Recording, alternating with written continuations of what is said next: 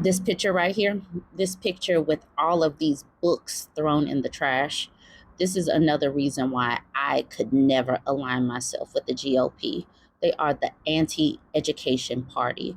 This is a picture out in New College, Florida, where they are getting rid of all of the materials that they disagree with. They're literally throwing away books. If this is not Fahrenheit 415 come to life, I don't know what is. They're all books from New College.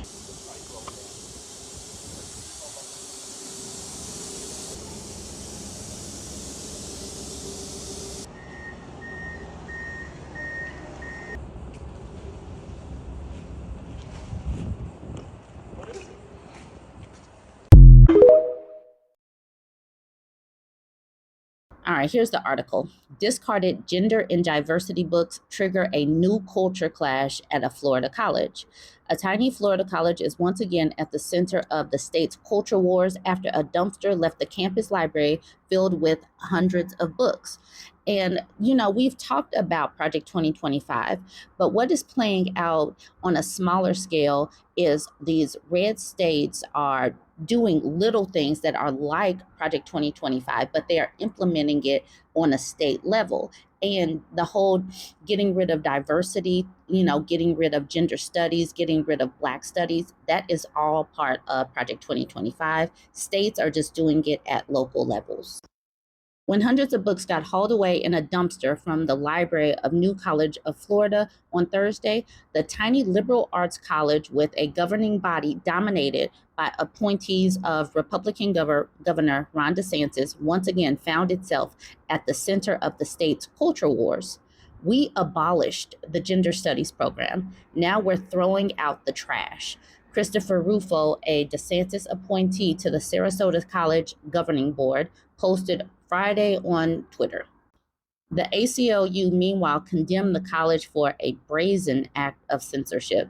These actions are nothing short of a cultural purge reminiscent of some of history's darkest times, where regimes sought to control thought by burning books and erasing knowledge, Bacardi Jackson, executive director of the ACU of Florida, said in a statement. Both sides were responding to accounts spread through social media that officials at the campus of roughly 700 students had sent a large collection of books from the college's recently shuttered gender studies program to a local landfill. But a statement by New College administrators said people were confusing two different batches of books. It said volumes taken away by dumpster came from a routine culling of the main library's collection, largely to get rid of old and damaged books. Books related to gender studies, it said, were also placed outside the library and were later claimed by individuals planning to donate the books locally. A student who alerted classmates to the book dumping told the AP that she saw two large boxes filled with books Thursday at the campus student run Gender and Diversity Center, located in a building where staff were busy moving furniture, repainting, and otherwise preparing for students to return to campus next week. Natalia Benavides said those boxes got moved to a library parking lot near the dumpster, but fellow students and activists responding to her alert managed to save most of the Gender and Diversity Center's books before they got thrown away. Primarily, what was in the dumpster were library books. They were stamped with discard and they were bound so that you knew they were from the library, said Benavides, a fourth year student. They seemed to be of every topic under the sun: art history books, books on aesthetics, psychology books. It is not surprising that discarding books would trigger controversy at New College, known for decades as a progressive school with a prominent LGBTQ community. The campus became a target for DeSantis as the war on woke. In early 2023, the governor overhauled the college's board of trustees by installing a majority of conservative members. The new trustees promptly fired the college president and replaced her with a Republican politician. Several other administrators also lost their jobs. The board dismantled the Office of Diversity and Equity and a year ago voted to shut down the campus's gender studies program. Every couple of months, they have destroyed some part of this campus, whether it's physical spaces or our books, said Amy Reed, the professor who led the college's gender studies program and now plans a year-long leave of absence. Reed says she believes the books were removed from the Gender and Diversity Center, a student run office that was independent of the academic gender studies program, because it's also being shuttered. She said the center's sign was also taken down and that it housed more than two boxes, many of which she suspects ended up in the trash. Was I surprised that this happened? No, because I've seen an effort to refashion this campus and make it unwelcoming. I'm sorry. New College's statement said only that books associated with the discontinued gender studies program have been removed from a room that is being repurposed. A college spokesman, Nate March, declined to answer any further questions. Xander Morricks, who leads a group of student activists called the SEE Alliance or C Alliance, said the books from gender and diversity centers that were nearly thrown out included volumes on slavery, a collection of Jewish stories, and 3 copies of the Bible. Campus police prevented students from retrieving books from the dumpster, he said, which was loaded onto a truck that members of his group followed to a local landfill. The vast majority of the books were 100% readable and in good condition. The American Library Association encourages academic libraries to cull books in poor physical condition or no longer deemed accurate or relevant, though its guidelines say books should never be removed because they're controversial. Association spokesperson Gene Hodges said it's up to the individual libraries what to do with removed books. Donation, recycling, resale, and disposal all fall within normal practice. What upsets me about this is that, what they teach in high school history is just so surface level. It paints America as like this victor who just, they're the hero in everything. But when you see how much oppression there is towards women and non white people, it's just like, and you start really getting history from the perspective of others, you really see what America is built on. And my gender studies classes, my African American and African studies classes were so illuminating and planted the seeds that I really needed to do so much more reading. So this picture is just like, it's so telling how we are moving towards a fascist regime where they want to control what you know.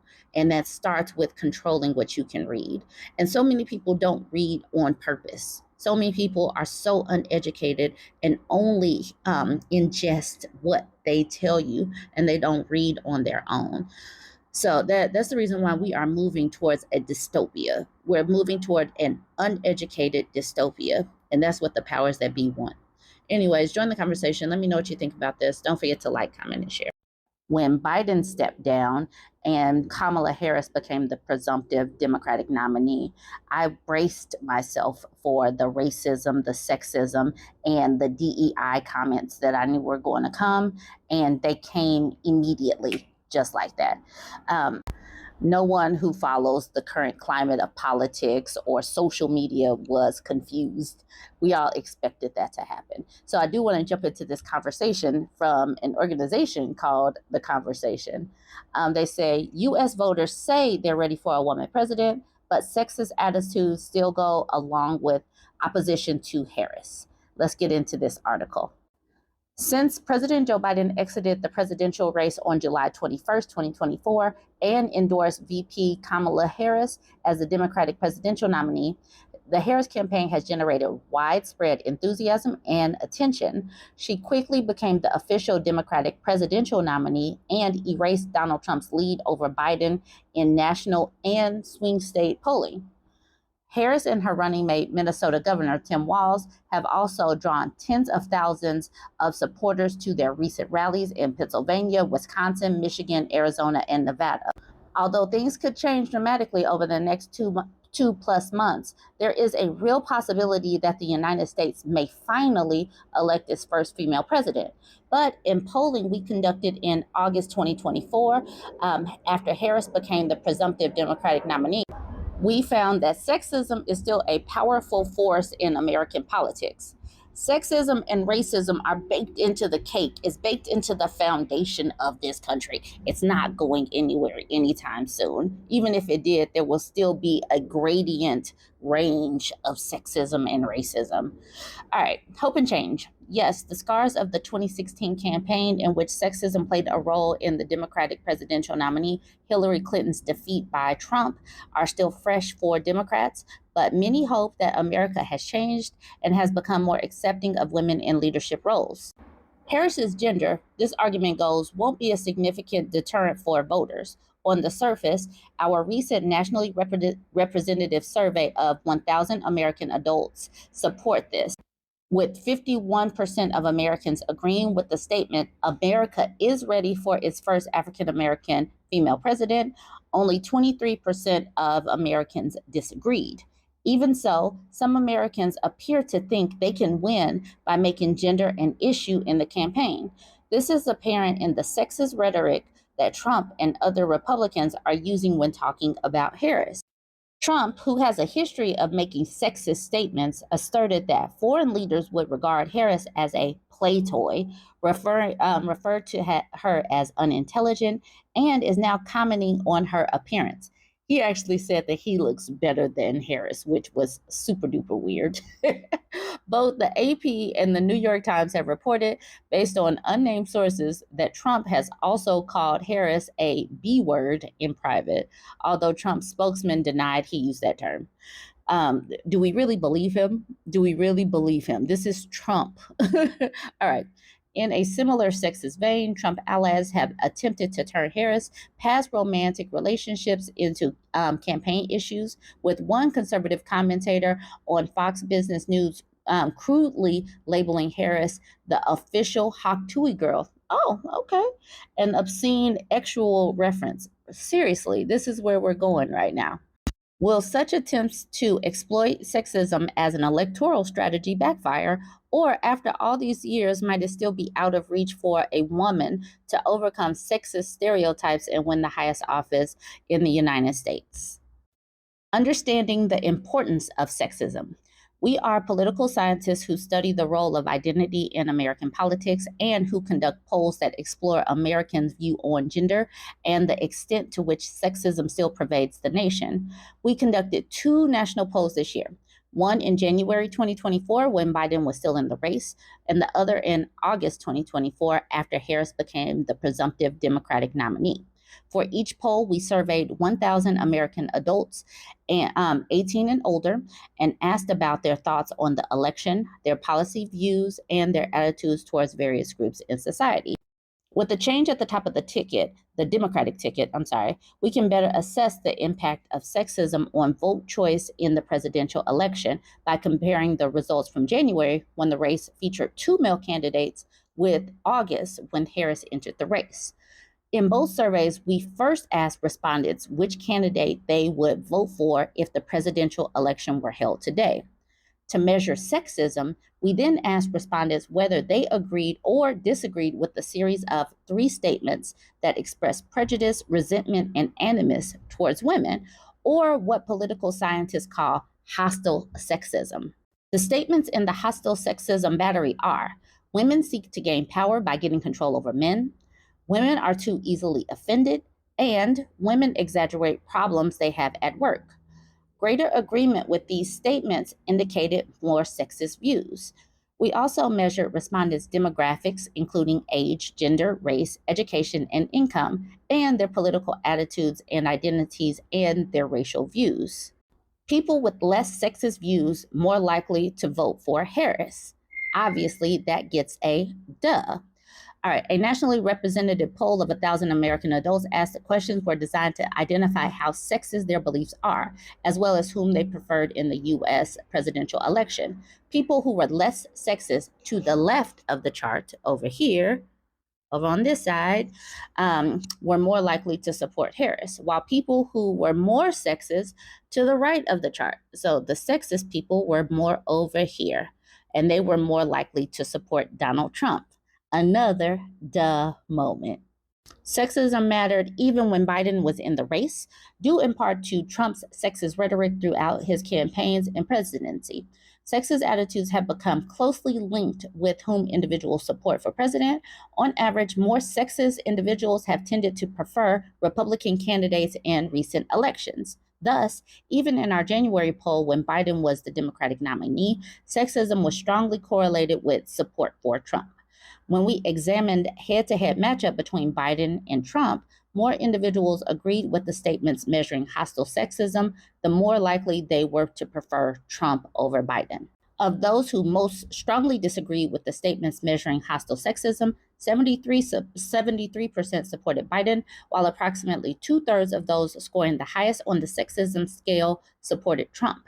Taking into consideration other factors that influence support for Biden, partisanship, ideology, racial attitudes, education, economic views, and so forth, we found that those with the least sexist views had an 83% chance of supporting Biden, while those with the most sexist views had a 17% chance of doing so.